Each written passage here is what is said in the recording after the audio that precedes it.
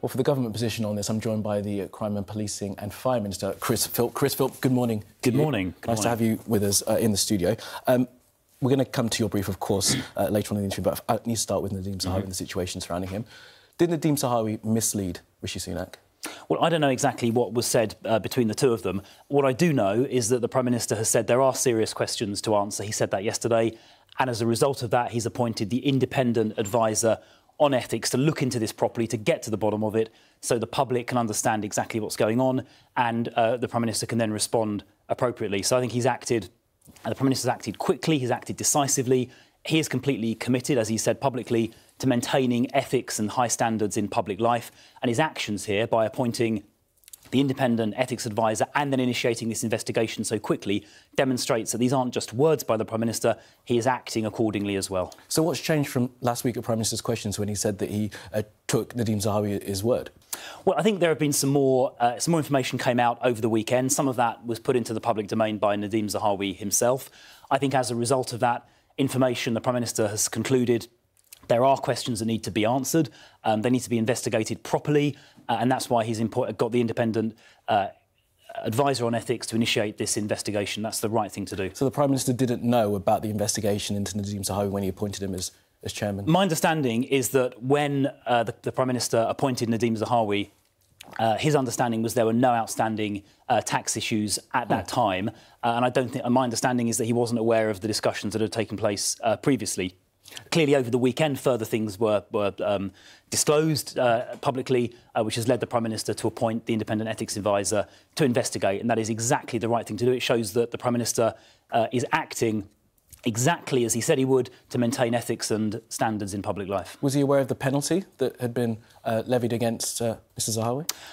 I don't believe so, but as I say, what we need to do is get these facts fully investigated, properly, thoroughly, because you and I don't know, frankly, exactly what happened, because people's tax affairs are rightly private. Completely right. Exactly. Yeah, and that's why it's really appropriate that the independent ethics advisor properly looks into this, because you and I would be speculating otherwise.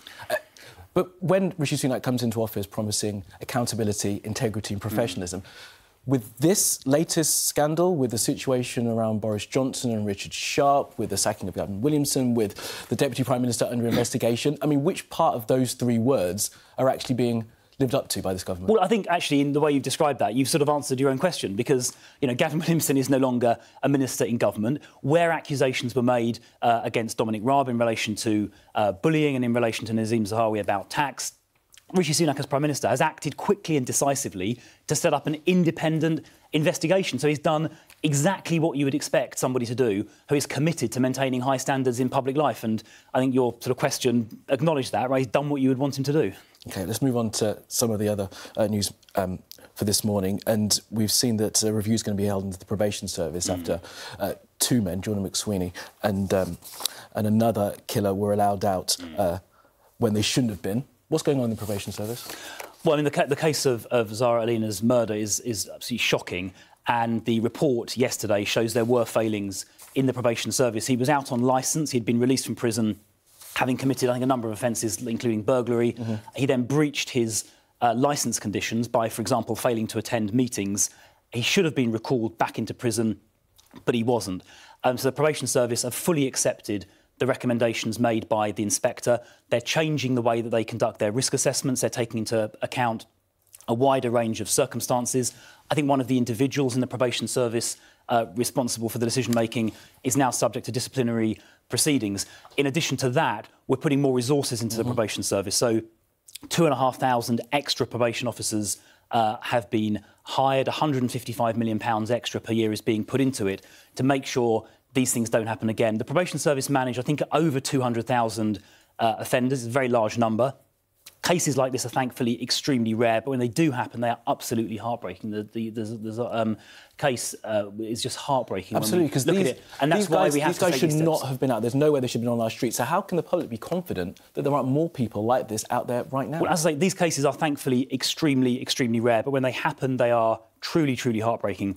That's why all of the recommendations made by the inspector are being adopted, and that is why the disciplinary action is being taken. That's why the risk assessment processes are being widened. It's why the extra people have been hired, 2,500.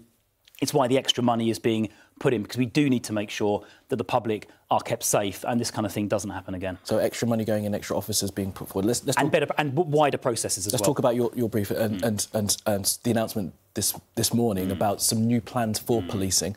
Part of it was announced because of the shooting of Olivia Pratt-Corbell. You want to try and crack down on criminal gangs, but just at Christmas Eve, another person was shot in Liverpool. So is enough being done in cities like that where there are high crime rates to try and make sure that these kind of crimes don't occur? Well, the rollout of the Clear, Hold, Build strategy nationwide is designed to address these organised crime gangs who blight people's lives. We have seen successful pilot work going on in parts of the country. For example, in West Yorkshire, we saw, when this programme was piloted, a 57% reduction in burglary, a 27% reduction in drug offences. And actually on Merseyside, where it was piloted as well, we saw 420 arrests, 11 firearm seizures and 90 vehicle seizures. So we're now going to roll this out across the country. It is supported, of course, by all the extra police officers we're in the process now of hiring. We're going to hit I hope we're going to hit our 20,000 target by March of this year. Right. And if we hit that, and I think we will, then we'll have more police officers here in the country than we have ever had at any point in the UK's history. And those extra officers, of course, will be partly deployed against this threat, this organised criminal gang threat. We've seen this new model, Clear, Hold, Build, working in the pilot areas. We're now going to apply it across the country to keep our streets safe. These criminal gangs ruthlessly target vulnerable people. They're dealing drugs. They're very often committing violent offences against each other and against the public. And that's why we need to clamp down on them and put them where they belong, which is in prison. Yeah, and I know you're short of time. A couple more questions for you, if we can, please. You will have seen the reports over the weekend and yesterday in the paper about a number of children going missing from Home Office-run hotels in the south of England. What's the government doing to find those missing children? Yeah, so I spoke to my colleague, the Immigration Minister, about this last night in preparation for this kind of conversation. So they are overwhelmingly 16 and 17 years old. When you say child, you sort of imagine a 5-year-old, but they're mostly 16 and 17. But you're not trying to diminish the fact that they've gone missing. They're not in your care. They're not. And by the way, some of them are age disputed, meaning they're probably over 18. They're not detained, to be clear.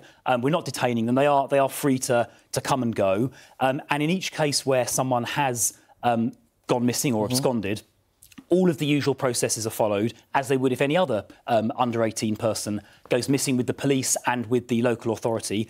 So those processes have happened already as a matter of routine in each case.